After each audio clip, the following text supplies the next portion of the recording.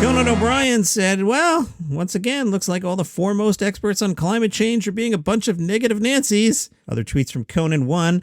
I'm looking for some anonymous online accounts that have thoughts on Dogecoin. Can anyone help out? And one more.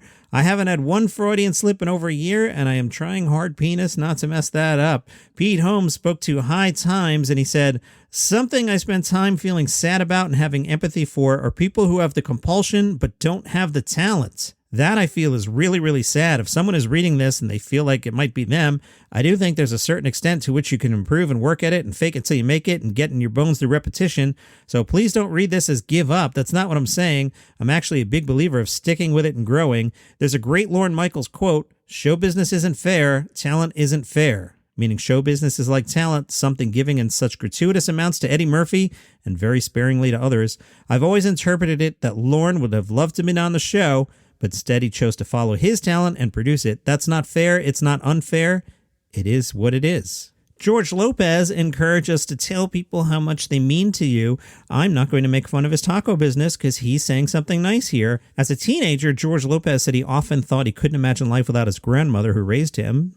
George told Faithwire, when I was growing up, my grandmother was tough on me, but also at times I would look at her when I was in junior high and high school, and I would look at her and say to myself, if anything happens to her, I don't know what I would do. I'd be lost without her. Before she passed away in 2009, Lopez recalled that his wife at the time told him to go visit his grandmother at the hospital to thank her and tell her everything you want to tell her. She passed away 2 hours after that. The first time she left me was when I told her it was okay to leave me.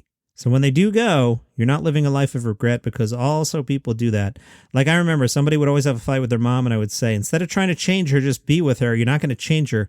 They never understood that. When she was gone, they said, you were right. Why would I try to change someone instead of just sitting there with them? Joe Coy is a big fan of Rob Schneider because one day Joe Coy was watching Deuce Bigalow Male Gigolo, and there was a scene in the movie where the dad eats what he calls a raspberry bibinga, which referenced a popular Filipino dessert. Joe Coy was like, I remember just screaming out loud, yo, raspberry bibinga, that's Filipino. Just the one word gave me an identity, the possibility of making it. So as people become more famous, eventually Joe Coy meets Rob Schneider and he says, you got to tell me why you put raspberry in your bibinka. Schneider said the reason why is because he struggled with some type of systemic racism. He wanted to say bibinga, and the writers were like, no, Robert, you can't. He said Schneider told him the decision to add raspberry was made out of fear people wouldn't understand it's a dessert. He had to settle for it, said Joe Coy. That's the kind of crap that doesn't sound like a big deal, but is. That's our food. Why do we have to misrepresent it? That inspired him for his own special Joe Coy Live from Seattle, which came out in 2017. Joe Coy said, I wanted to make sure I give an identity to up-and-coming kids that are mixed race or Filipino, just to have something that inspire them.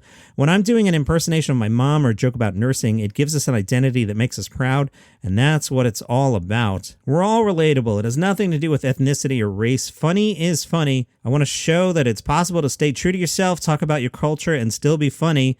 I always felt like an ambassador for my culture. When I was a kid, I always used to brag about food because there was no Filipino restaurants. I always felt like I was bragging because I just wanted to give myself an identity. I was proud of my mom and my family.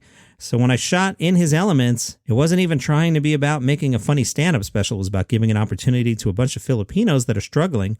I was like, I'm going to let every single Filipino in on this one. I got a Filipino cameraman, DJ, producers, rappers, dancers. I bought Filipino comics. We celebrate the culture and the food.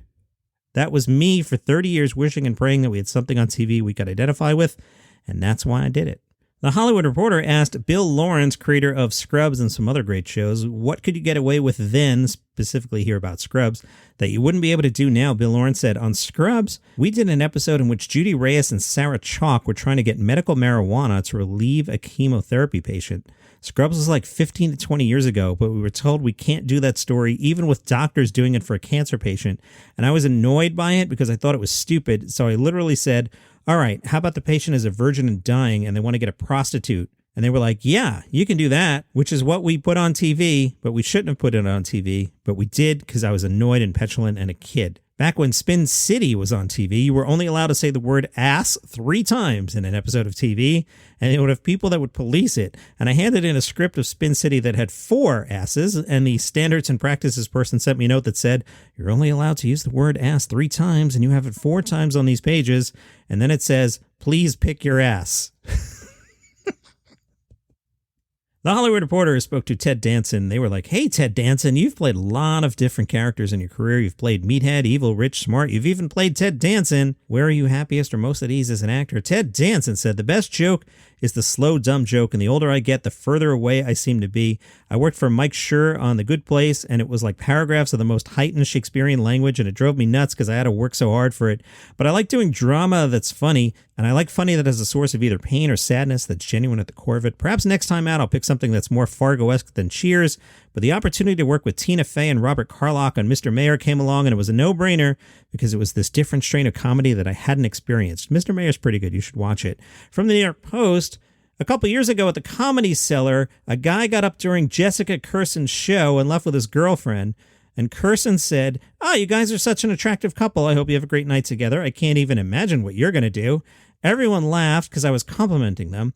The dude was drunk, and then he stopped and said, you suck and your hair looks like crap. A lot of times comics will snap at a heckler, maybe once or twice a year. I was so angry, I literally put the mic back at the stand, got off the stage, and went to where the guy was paying the check. The whole crowd heard me, put my finger in his face and said, don't ever talk to me like that again. You are an animal, and you have no respect for women. I turned to his girlfriend and said, I feel sorry for you. The way he just talked to me, he must be horrible to you. That was it, and I walked back on stage, and everyone stood up and gave me a standing ovation. I made him look like a complete idiot. And from Worcester Mag, comedians share their favorite jabs at the city most of them love. Bill McMillan said, welcome to Worcester, the city that means well. Worcester Mag writes, to be fair, McMillan used the joke for other cities too, mostly Providence, but for poet, humorist, and generally funny guy David McPherson, that's still the joke that best sums up the city, saying it's classic. Worcester is said to have something of a self-image problem. The fact is that the city has a great sense of humor and takes itself far less seriously than, say, that bigger Massachusetts city to the east. You know that one? Comedian Brian O'Donnell said, Worcester's a city full of angry sailors without an ocean. It doesn't literally make sense, but it really captures a certain essence. Sean Connolly remembers a joke Last Week Tonight host John Oliver made a few years back. That joke was, Clark University looks like Hogwarts if it was in the set of The Wire. Sean Connolly said, in less than 15 words, he perfectly encapsulates Clark and its relationship to Maine South even more than he probably initially knew. Comedian Maurice Smith says, Worcester is Massachusetts' witness program. Cat do something in Boston? Where do they go? Worcester. And Nikki Luparelli's joke is, what's something you never hear from people in Worcester? Where to steer on vacation.